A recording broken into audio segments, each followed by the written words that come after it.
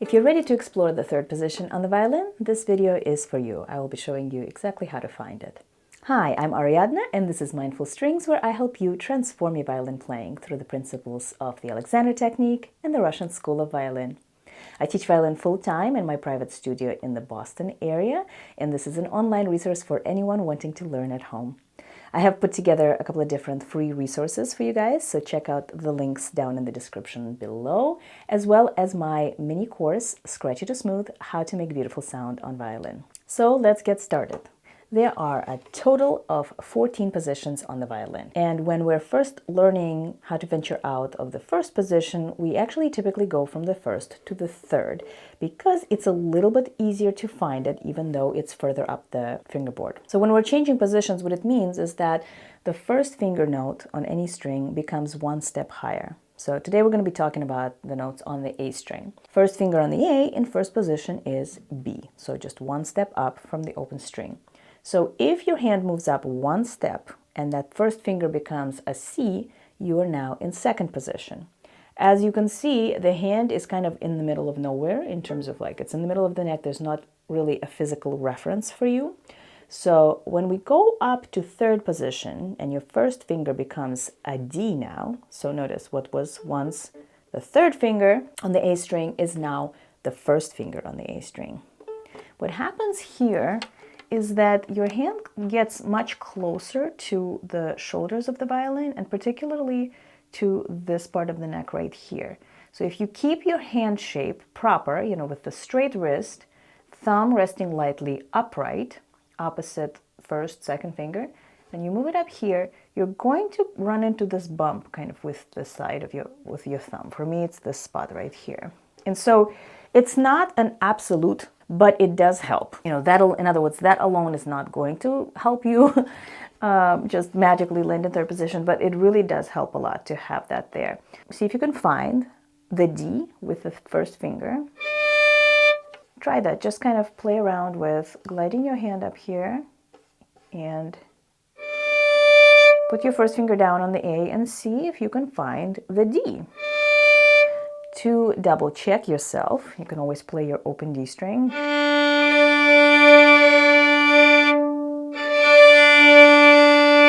And see if you can build a perfect octave.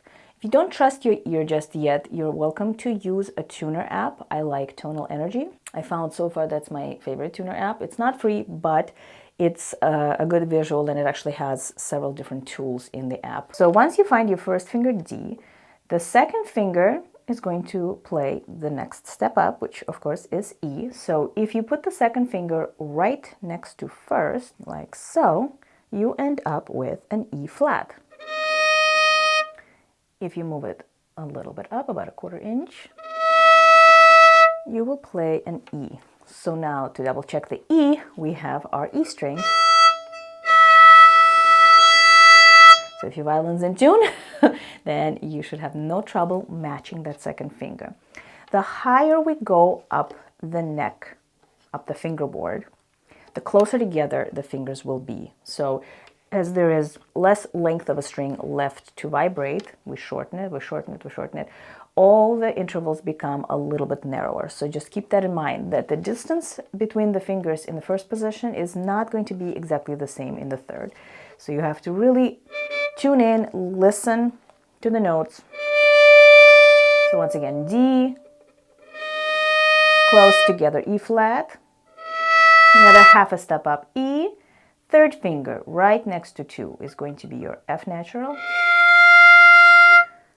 half a step up, F sharp, fourth finger right next to it, your G, which in theory you could give yourself a quick open G to double check that, and G sharp if you play a high 4.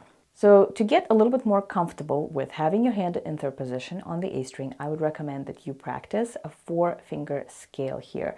One can be D minor and one can be D major. The difference being F natural or F sharp. I think starting with the D minor is a little bit easier because you are going to secure that third finger right next to the second finger. So it would look like this. You're going to play your D, E,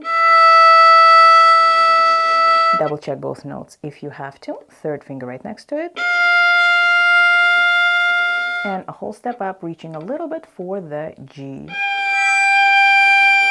Make sure that your hand stays kind of close to the neck, so your arm is rotated lightly, elbow is forward enough so that the pinky can comfortably reach its note while staying rounded. Do your best to keep your finger rounded. So once again, D,